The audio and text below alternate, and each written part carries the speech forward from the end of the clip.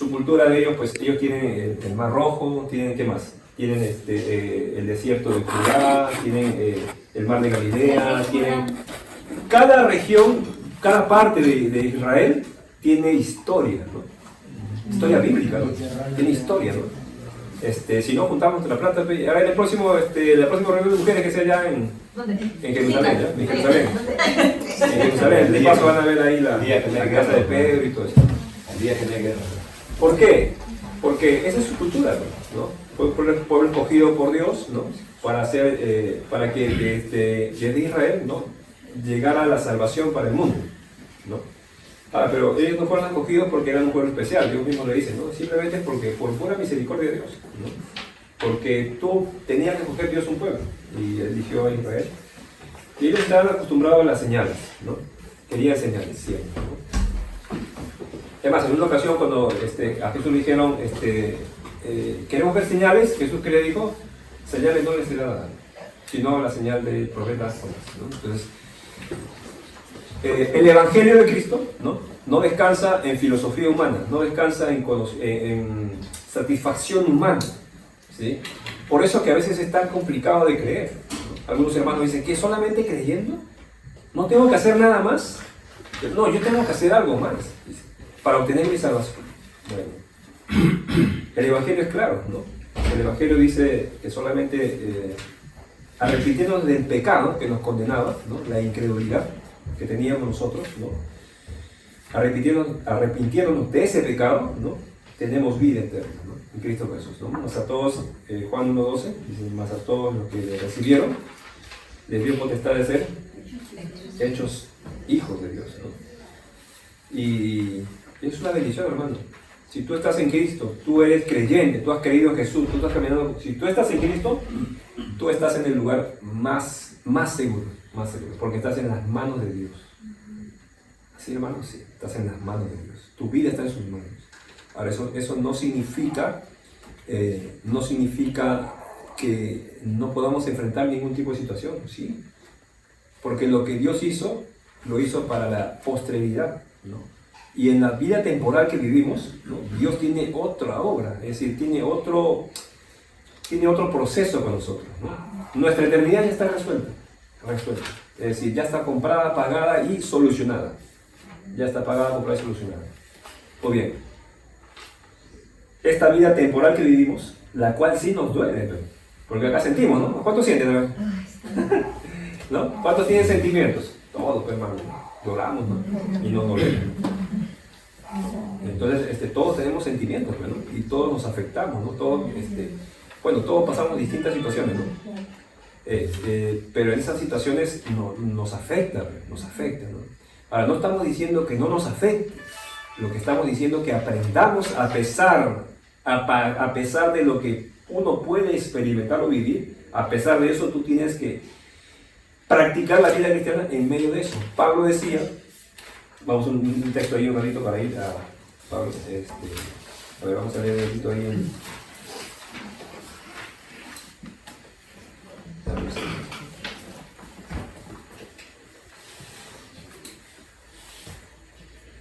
¿Todos tienen Biblia? Sí.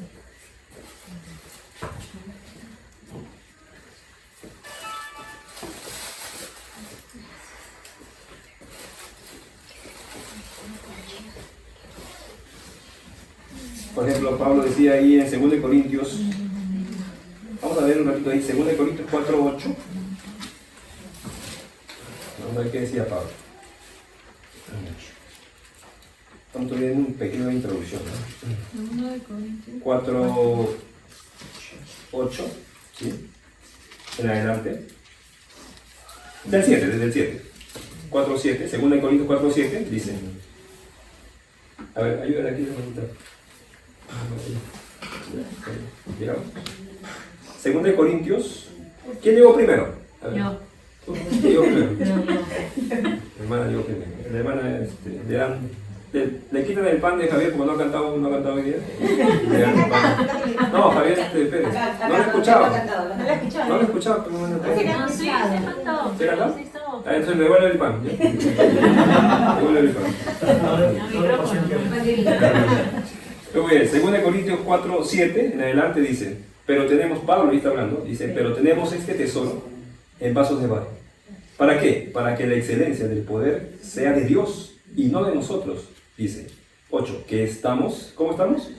Atribulados en qué, pero qué, mas no angustiados. Espérate un ratito ahí, dice que estás atribulado, ¿no? O sea, la palabra atribulados tiene más connotación, ¿no? De un problema simple, ¿no? Porque la tribulación que pasaba Pablo era no solamente en un solo aspecto, sino que afectaba su cuerpo físico incluso, ¿no? O sea, afectaba su cuerpo, ¿no? Entonces él estaba, dice, mira cómo dice, ¿no? Atribulado, ¿y cómo hace el contraste, no? Atribulado, dice, en todo, mira, ¿cómo fue? Tú puedes estar atribulado en un solo aspecto, ¿no? Pero otro lado de tu vida estás tan en paz. Además, yo estoy en paz, gracias a Dios, estoy en paz con mi familia, qué sé yo, pero estoy pasando esta tribulación, ya. Pablo dice que está atribulado en todo. En todo, ¿ya? ¿Y cómo estaba, dice? Más no angustiado. ¿Tú puedes lograr eso? Obviamente que eso es algo que es una obra espiritual, que lo hace el Espíritu Santo. O sea, que Dios, por medio de su Espíritu Santo, Jesús, hace esa obra en el creyente, hombre y mujer, cualquier creyente tiene ese potencial. Y Pablo dice, atribulados en todos, mas no angustiados, ¿no? En apuros, ¿cuántos han estado en apuros alguna vez? A veces, ¿no? Estaba buscando ya la sobra, hermano, ¿no? Por una vez ya dice, no, nada. En apuros, ¿qué dice? Mas no desesperados. Estoy en apuros, pero no estoy desesperado. Después sigue diciendo, perseguidos, ¿qué dice? Mas no, hermano, mira, Pablo era perseguido constantemente. Y sabes, yo te digo un pequeño ejemplo. Vamos a traer un poquito a la vida de hoy. Hoy en día, los choferes que manejan buses, ¿no? Están siendo asesinados, ¿no? Los colectiveros y todo, ya donde te vayas, ya están matando, paran matando. A ver, en Manchaya ayer nomás han subido un micro en Manchaya y han asesinado a uno y han herido a otros que estaban ahí sentados por ahí, ¿no? Entonces, la delincuencia en el Perú es un caos, ¿no? Y está muriendo un montón de gente inocente, ¿no? Y las empresas de transporte están siendo amenazadas constantemente, ¿no? Si no pagas, matamos a tu chofer, ¿no? Y donde sea, a quien le caiga, ¿no? ¿Y tú te imaginas cómo vivirá ese chofer que sale a trabajar? No, ¿cómo vivirá? ¿Tendrá paz? No, es un padre de familia. ¿Cómo vivirá ese chofer? ¿Cómo podrá encontrar paz ese chofer? ¿Te imaginas tú? No sabes si vas a regresar, ¿no? No sabes si vas a volver, ¿no? Y ese ejemplo lo pongo porque cuando a Pablo lo perseguían, ¿no? Eran perseguidos, los mismos judíos o incluso los romanos. Los judíos eran más los que lo perseguían. Era algo que no podías tener paz, hermano, ¿no? ¿Alguna vez te han amenazado a ti? ¿Te han amenazado de muerte? ¿Te han dicho, sabes qué? ¿Te han amenazado alguna vez en tu vida? ¿Nunca? Sí. Ya, Me entonces, llamaron ¿cómo te sientes? Horrible. Me Horrible. llamaron de WhatsApp feo. Es tenso, ¿verdad? ¿Se acuerdan cuando lo amenazaron al hermano Robinson? ¿Cómo estaba? Estaba temblando. Estaban feos testigos, ¿no?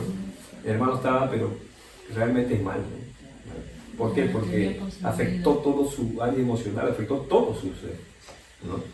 Entonces me acuerdo que una vez me amenazaron a mí hace muchos años cuando era creyente, ¿no? Un pandillero, ¿no?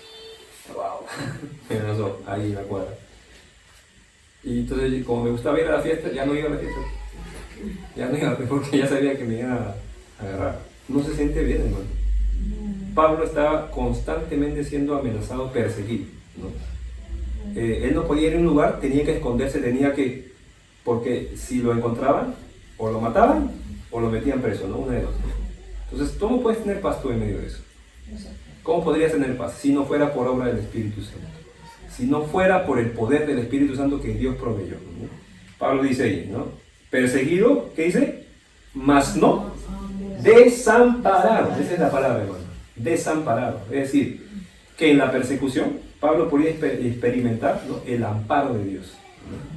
El amparo de Dios, es decir, Dios, ¿no?, guardando su vida a pesar a pesar de experimentar, ¿no?, cárcel y experimentar flagelo, experimentar injusticia, ¿no?, a pesar de experimentar cada una de estas situaciones que experimentó, ¿no?, él podía a través de ellas encontrar el amparo de Dios, ¿no? ¿Sabes cómo se llama eso, hermano? Un entendimiento claro. Y sigue diciendo Pablo, ¿no? Perseguidos, mas no desamparados. ¿Qué dice más? Derribados, pero no destruidos. Qué hermoso, ¿no? Porque ¿cuántos de nosotros hemos caído?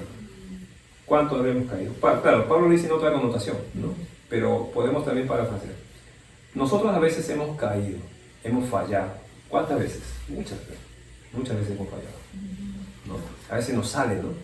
Estamos bien, ¿no? Y de un momento se nos sale no sé qué cosa, como dice, ¿no?, el indio, ¿no?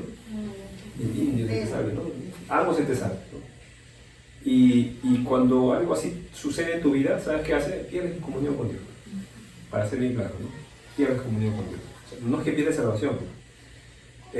Es un pecado, ¿no?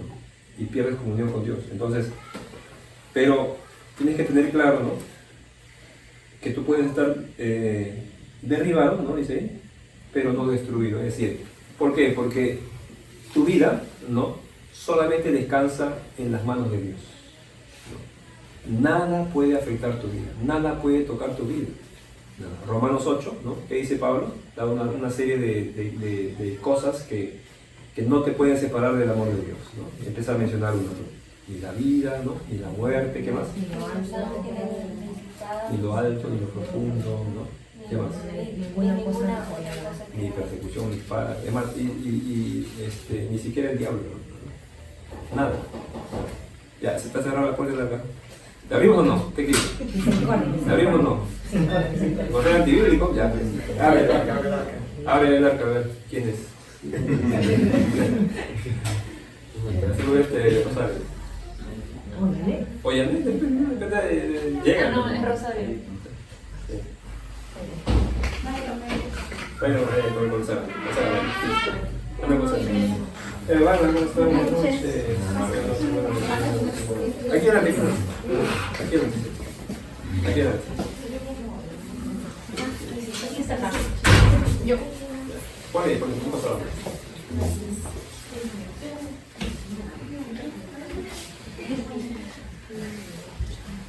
¿Qué dice Pablo entonces? Dice, derribados, pero no destruidos. Acuérdate esa palabra, hermano. Javier, John, Marodio, ¿no?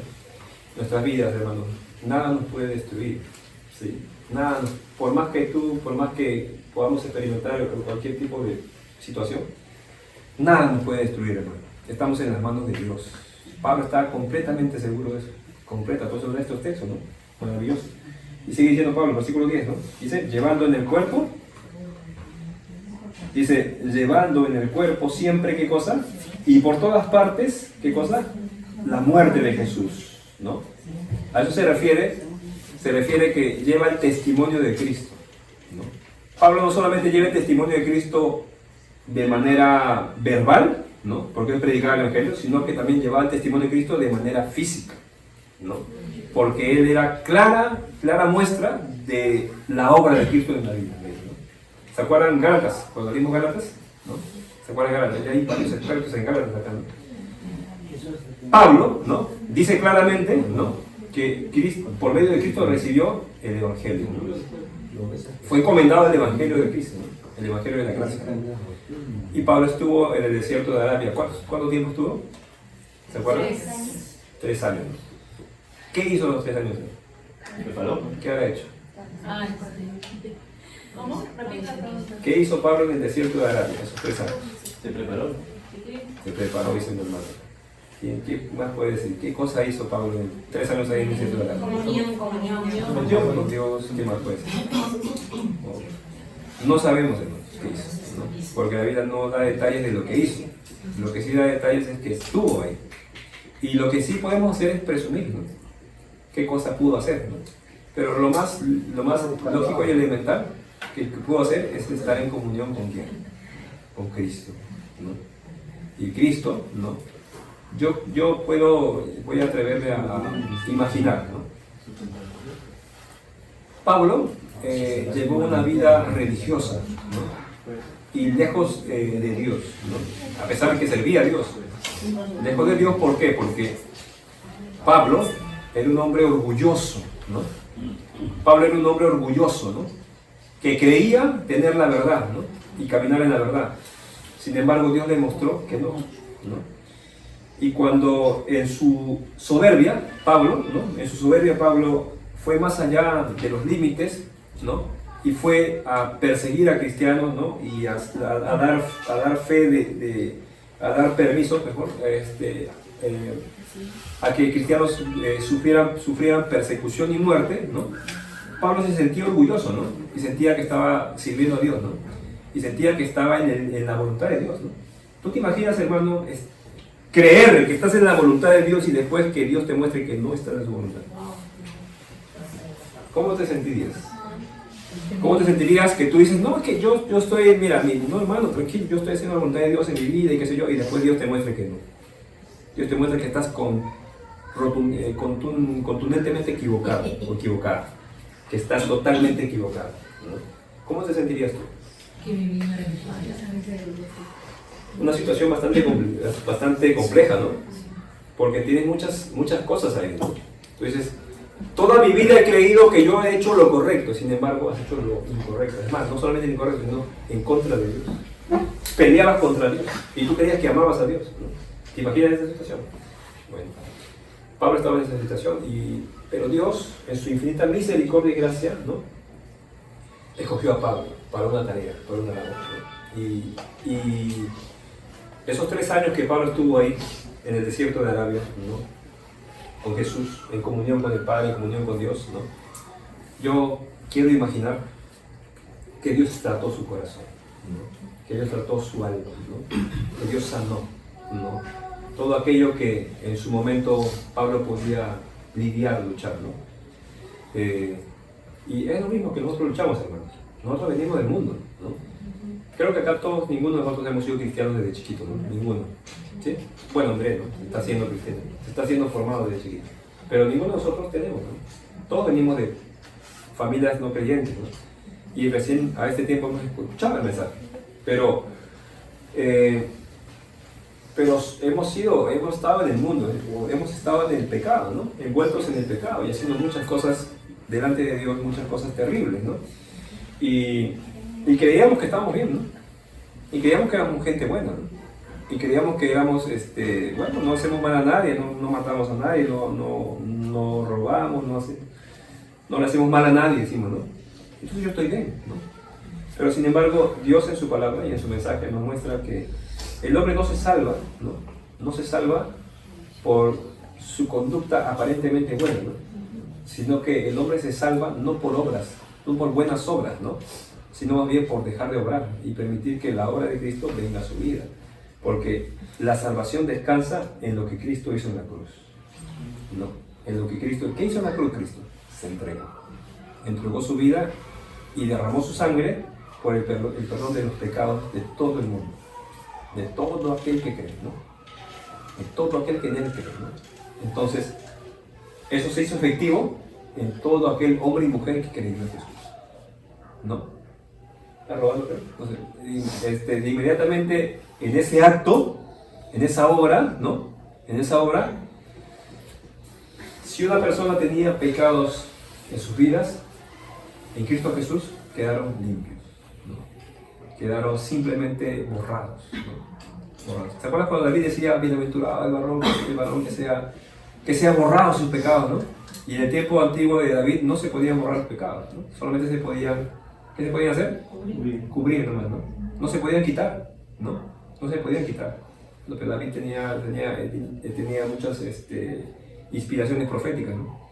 Y eso se cumplió en Cristo Jesús. Nuestro pecado fue borrado, nuestra culpa fue quitada, la condena fue quitada. Ninguno de nosotros tenemos condena, güey. Y por eso que estamos en una posición bastante privilegiada, ¿no? Estar en Cristo Jesús es el mejor privilegio que puede tener el creyente, que puede tener el hombre y la mujer, delante de Dios. ¿Tú sabes qué significa delante de Dios? Que tú tengas amistad con Dios. Que tú tengas amistad, que tú tengas relación correcta con Dios. En Cristo Jesús tú tienes la relación correcta con Dios. Tú puedes ir a Dios. Y Dios te va a escuchar. Y Dios te va a sostener. Y Dios te va a sustentar. Y Dios te va a levantar. Y Dios te va a alentar. Puedes entregar toda tu vida a Dios y Dios te va a sostener. Esa es la obra de Cristo. Pablo por eso él decía con toda confianza, ¿no? Atribulados, ¿qué decía? Más no. No desamparados. Ya se olvidaron. Bueno. Atribulados en todo, más no angustiados, ¿no? En apuros, ¿qué dice? Más no desesperados, ¿no? Perseguidos, más no desamparados, ¿no? Y derribados, más no destruidos. Todo ese contraste que hace, ¿no? De lo que el hombre puede experimentar, ¿no? Y lo que en Cristo Jesús puede tener. Creo que eso es bastante suficiente para nosotros de poder entender y dar gracias a Dios en el camino en que estamos, ¿no? Eso yo quería traerte un poquito a reflexión. ¿En qué camino estás? ¿En qué estás andando, ¿no?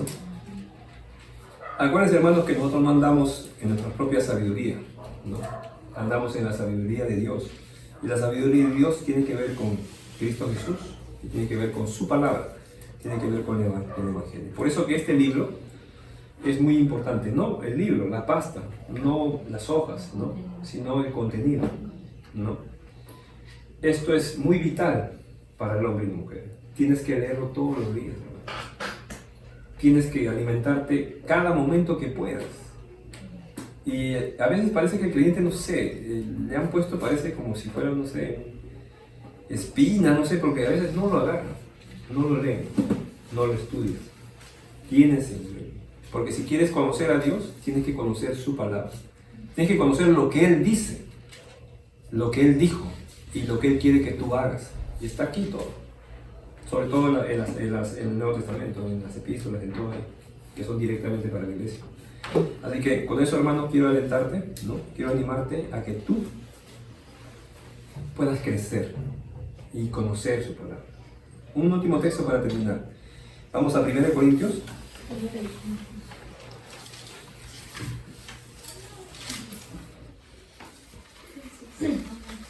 1 Corintios 1.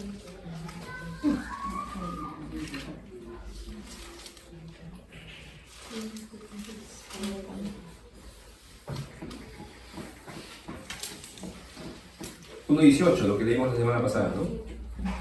Porque la palabra de la cruz, ¿qué dice? Es locura para los que se pierden. 1 Corintios 1, 18.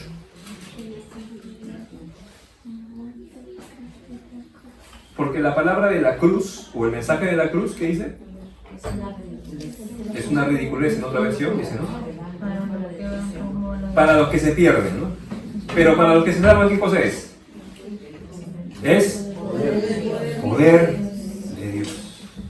Poder de Dios. Es poder de Dios. Porque cuando dice para los que se pierden es locura, ya lo expliqué, ¿no? ¿Por qué es locura, no?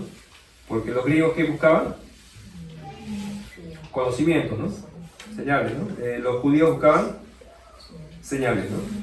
Entonces, para aquel tiempo, el mensaje de la cruz era locura. Es decir, locura en el sentido no de, tú lo entiendes locura como, oh, estás loco, ¿no? No en ese sentido. Locura en sentido de ser menospreciado. El mensaje de la cruz era menospreciado, porque ¿qué mostraba? A un Cristo, a un Dios sufriente, a un Dios que se humilló, un Dios que vino, se hizo hombre, ¿no? Entonces para los griegos y sobre todo para los griegos, eso no era concebible, ¿no? Para ellos los dioses, ¿no? Como, a ver quién menciona un dios griego, Poseidón, Zeus, ¿no? Eran dioses imponentes, ¿no? Eran dioses que no tenían, con poder, que no tenían, vamos a decir, comunión, no se humillaban a hacerse hombres, ¿no? No tenían esa idea, esa filosofía los griegos, ¿no? Entonces, cuando reciben el mensaje de Cristo, para ellos era locura, ¿no? Para ellos era ridículo, ¿no? ¿Qué? ¿Tu Dios, Pablo, murió en una cruz, derramando su sangre? ¿Cómo puede ser posible eso? No? Pero no todos, ¿no? No todos tuvieron ese corazón, otros sí creyeron, ¿no? Muchos creyeron, por los cuales Pablo escribe en alguna de esas iglesias. Muchos filósofos griegos y judíos se convirtieron al Mesías, convirtieron y escucharon el mensaje de Dios. Así que no es argumento de que, ay, que yo creo, no, sino que el mensaje de la cruz trasciende. ¿Sabes por qué? Porque es poder de Dios, porque va al corazón del hombre, porque va al corazón del hombre y la mujer, va al corazón, a la necesidad más interna del corazón del hombre, ahí va. Entonces dice, ¿no? Mira, dice el versículo 19, pues está escrito, destruiré la sabiduría de los sabios y desecharé el entendimiento de los entendidos. 20, dice, ¿dónde está el sabio? ¿Dónde está el escriba? ¿Dónde está el disputador de este siglo? ¿No ha enloquecido Dios la sabiduría del mundo? 21, pues ya que en la sabiduría de Dios, ¿qué dice? El mundo no conoció a Dios mediante la sabiduría. Agradó a Dios salvar a los creyentes por la locura de la predicación, o la cruz, ¿no? 22, porque los judíos ¿qué piden? Señales. ¿Y los griegos qué buscan? Sabiduría. ¿Y los peruanos? Chifa. ¿Qué buscan? Los peruanos siempre comiendo, ¿no? Ya. 23, ¿qué dice? Pero nosotros, ¿qué dice Pablo? Pero nosotros, ¿qué dice? 23. Predicamos a Cristo crucificado. Dice, para los judíos, ciertamente, ¿qué? Ofensa, tropezadero, dice acá. Y para los gentiles, locura. Tropezadero, ¿sabes por qué? Porque los judíos esperaban un Mesías redentor de su sufrimiento, ¿no? Ellos esperaban un Mesías que vengara, ¿no?, a su pueblo, ¿no? Eso era su idea de los judíos, ¿no? Ese Mesías esperaban ellos. Pero lo que pasa es que ellos desviaron su corazón de Dios, ¿no? Porque las escrituras no anunciaban, Isaías y Ezequiel no anunciaban ese tipo de Mesías. Anunciaban un Mesías que iba, que dice en Jeremías, ¿no?, y Ezequiel, que iba a convertir el corazón de carne, ¿no? Perdón, ¿cómo era? El corazón de piedra en carne, ¿no? Entonces había una profecía que no apuntaba mucho a la venganza, se puede decir, temporal de lo que los judíos esperaban, ¿no? Por eso que dice, ¿no?, para los judíos, ¿dónde está? Ciertamente para los judíos tropezadero, ¿cómo dice ahí? Acá dice que los judíos ofenden y los gentiles dicen que son puras tonterías. Los judíos se ofenden. Entonces, y para los gentiles locura, obviamente, ¿no?, por la cultura de los griegos, ¿no? Ellos tenían sus dioses y lo elevaban a un plano magnificente, ¿no?, que no podía tener comunión con los hombres, ni mucho menos descender a la humanidad y sacrificarse por los hombres. Ese era su entendimiento de ellos, ¿no?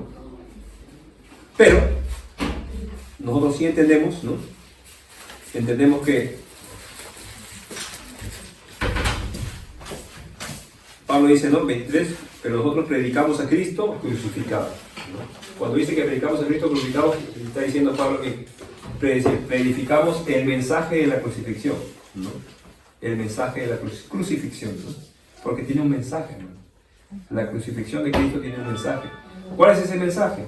Es que a través de la cruz, Cristo ganó o trajo salvación a los hombres, ¿no? Y a través de la cruz obtuvo victoria sobre el pecado, ¿no? Sobre lo que era el problema central del hombre y la mujer.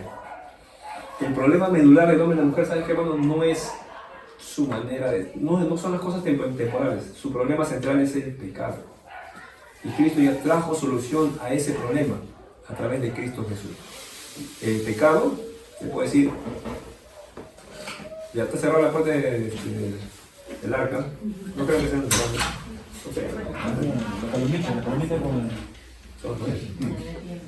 Bueno, con la hoja.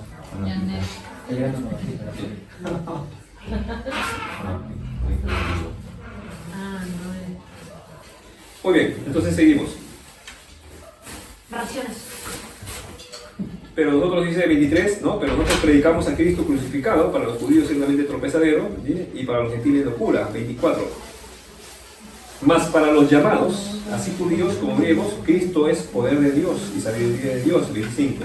Porque lo insensato de Dios es más sabio que los hombres, y lo débil de Dios es más fuerte que los hombres. 26 dice: pues mirad, hermanos, vuestra vocación, que no sois muchos sabios según la carne, ni muchos poderosos, ni muchos nobles, sino que, 27, ¿qué dice? Sino que lo necio del mundo, ¿qué dice? Escogió Dios para avergonzar a qué? A los sabios. Y lo débil del mundo, ¿qué cosa hizo Dios?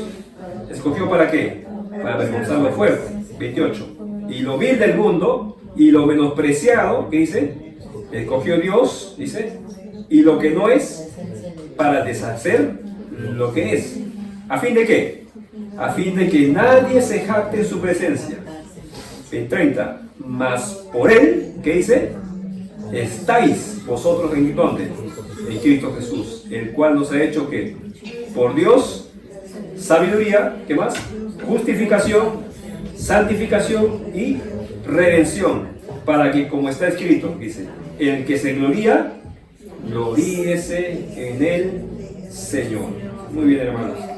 Estos últimos textos lo que quiere decir es que cuando dice que lo vil y lo menospreciado escogió Dios para avergonzar a los sabios y lo que no es, a fin de que nadie se jacte en su presencia, quiere decir que por la gracia de Dios, en el tiempo en ese tiempo del judaísmo y todo, ¿no? Solo sacerdotes, ¿no? Solo algunos eran llamados para ser, se puede decir, voceros y anunciadores del mensaje, ¿no? Divino, un mensaje espiritual, ¿no? Y no la gente común, del vulgo, ¿no? En el caso, por ejemplo, de los gentiles, los judíos a los gentiles les llamaban perros, ¿no? Perros, decían. Ese era el término que usaban los gentiles. Con todo, perdón, los judíos usaban ese término para todo aquel que no era judío, ¿no? O sea, eran perros, lo llamaban perros porque los calificaban como pecadores, ¿no? Pecadores paganos, ¿no? Ese era el término, ¿no? Bueno, ¿cómo es Dios, no? ¿Qué hizo Dios? Va a usar a los pecadores paganos, Dios los va a usar. Eso somos nosotros, ¿no? Eso somos todos nosotros. ¿Qué es lo que hace Dios? Lo vil del mundo, lo menospreciado del mundo, toma a Dios ¿para qué? Para usarlo. ¿Para qué? Para que nadie se jacte en su presencia, dice, ¿no? Sino para que el que se gloría, ¿qué dice? Gloríese en el Señor, ¿qué significa? ¿Sabes qué? Para que tú des gloria al Señor, para que tú reconozcas que la gloria es de Él, para que todo descanse en su gloria. Si Dios, tú dices, hermano, pero ¿sabes qué? Es que yo no siento que soy escogido, yo no siento que yo tengo, bueno, que yo puedo hacer esto, que... No se trata de sentir, es simplemente que todo aquel que ha creído es parte de su iglesia y es útil en la iglesia. Así que cada uno de ustedes, hermanos, tiene un llamado, tiene una utilidad. Y en este caso es, aparte de la comunión como hermanos, que estamos aquí reunidos, que nos fortalecemos mutuamente, sino que Dios, en su misericordia, también ha tenido un propósito para cada uno de ustedes. Es lo que quiere decir Pablo. Por eso de lo vil, los necios, los menospreciados escogió Dios, ¿no? Para avergonzar a los sabios. En este caso, los que creían tener sabiduría en aquel entonces, ¿no? Judíos, griegos, ¿no? Y Dios escogió lo que todos desechaban, para que Dios, a través de ellos, obrara su poder y obrara su gloria, ¿no? Y para que ellos, que están ahora siendo administradores de la gloria de Dios, ellos se jacten o glorifiquen al Señor, porque todo ha sido por Él. Tú eres parte de eso, hermano. Por eso que Dios ha tomado tu vida. Dios quiere tratar tu vida, para que tú seas parte de la gloria de Dios, y Dios use tu vida con un propósito, con un fin, ¿sí? Por eso escogió Dios. Por eso, hermanos, somos pecadores, ¿sí o no? Todos. ¿Tenemos virtudes? Tal vez por ahí una o dos, pero ¿sabes qué más son nuestras debilidades y más son nuestras, vamos a llamar así, nuestras falencias, ¿no? Más que nuestras virtudes. Pero aún así, con todo, Dios, por medio de su evangelio, tenemos un propósito en Él. Tenemos un propósito en Él. Y no pierdas ese propósito. No te desvíes de ese propósito. ¿Se acuerdan del texto allá en Tesalonicenses? Cuando leímos el último Tesalonicenses 5, cuando decía, no apaguéis al Espíritu. ¿Se acuerdan de ese texto? ¿Se acuerdan? En Tesalonicenses decía, no apaguéis al Espíritu. ¿Se acuerdan de ese texto? Ya. Cuando dice, no apaguéis al Espíritu, no está diciendo que el Espíritu se va a apagar, ¿no? Como se te acaba el gas, así que se apaga, ¿no? No, no significa que el Espíritu se va a ir o te va a dejar, no significa. Lo que ahí significa por el contexto es que no seas tropiezo para la obra que el Espíritu está haciendo. A veces tú mismo eres el tropiezo. Eso es lo que significa. Y nosotros, hermanos, Dios nos escogió por medio de su evangelio. De lo vil, de lo menospreciado del mundo, nos escogió Dios. Somos pecadores, Fallamos, sí, por supuesto.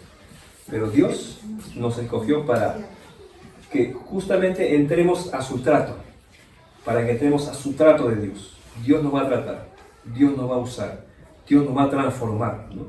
Dios va a hacer una obra maravillosa en el creyente, hombre y mujer, quien sea, va a hacer una obra maravillosa para que esa persona, en este caso ahora el incrédulo, ahora creyente, que sea, no sea judío ni griego, glorifique a Dios, ¿no? Sea usado por Dios. Así que tú, hermano y hermano, vas a ser usado por Dios. Dale lugar a Dios. Dale gloria a Dios. Glorifica a Dios. Sí. Si estás, como Pablo, atribulado en todo, ¿no? Si estás atribulado en todo, ¿no? Pero acuérdate que por medio del Espíritu Santo, tú no te vas a angustiar. No vas a entrar en esa debilidad emocional, ¿no? De angustiarte, ¿no? Y es triste, hermano, porque muchos cristianos viven así. Viven así.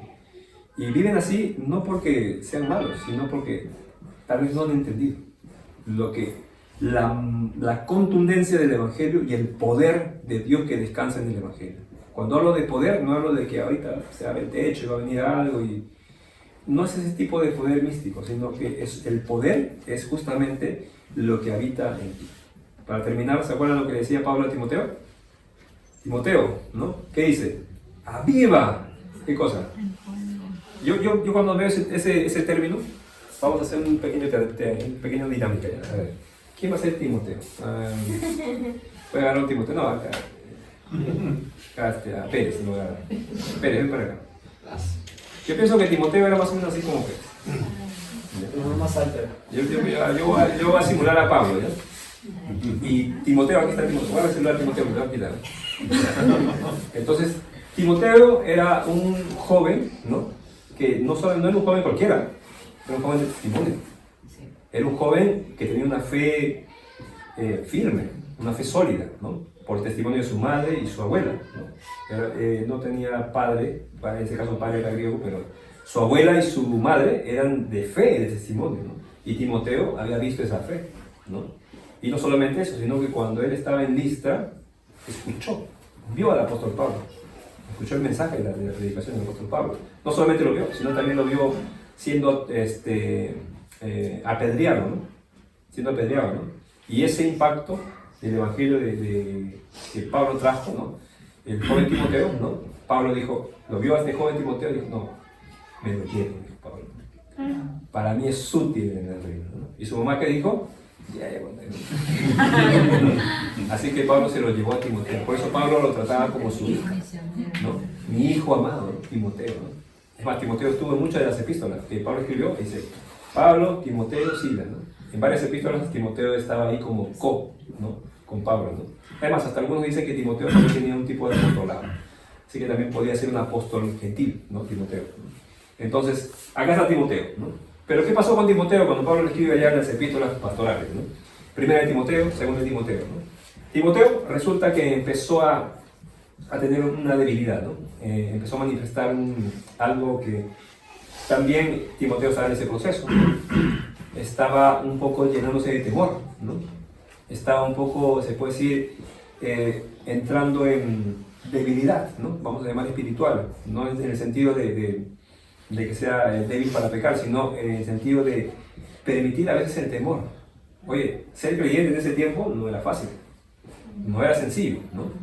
Entonces Pablo lo agarra a Timoteo y dice, vamos a ver, Timoteo viene. Vamos, yo supongo que fue así, ¿no? Timoteo dice, Timoteo, no te olvides que nosotros oramos por ti y te impusimos las manos allá. Por eso, aviva el fuego del don de Dios que fue puesto en ti, por la imposición de manos. Así fue, así lo agarró. ¿Sí? Y después, darle golpe para que reaccione Timoteo. Y después ya está desmayado, lo levantaron nuevamente, ¿no? Y ya. Pero ¿qué le dijo Timoteo? Dice, aviva el fuego del don de Dios. ¿A qué se refiere? Al Espíritu Santo. Algunos dicen, no, es que fue por la unción que recibió ese... No fue la unción, fue el Espíritu. ¿Sabes por qué? ¿Sabes por qué fue el Espíritu Santo? Porque le dice, porque Dios no te ha dado, espíritu de qué? De cobardía, ¿no? Porque está él teniendo un poco de temor, ¿no? No está diciendo que era cobarde, sino que está teniendo un poco de temor. ¿Y cuál? ¿Qué te ha dado Dios? ¿Espíritu de qué? De amor, de poder, ¿no? Y dominio propio. ¿Sabes que esas cosas, amor, poder, dominio propio, no lo podía tener el hombre común? Esas cosas radicaban y descansaban en el Espíritu Santo. Entonces lo que le está diciendo Pablo es, ¿sabes qué? Timoteo, recuerda que tú tienes al Espíritu Santo. En ti está el poder, está el amor y está el dominio propio. Y Timoteo se levantó y dijo, amén.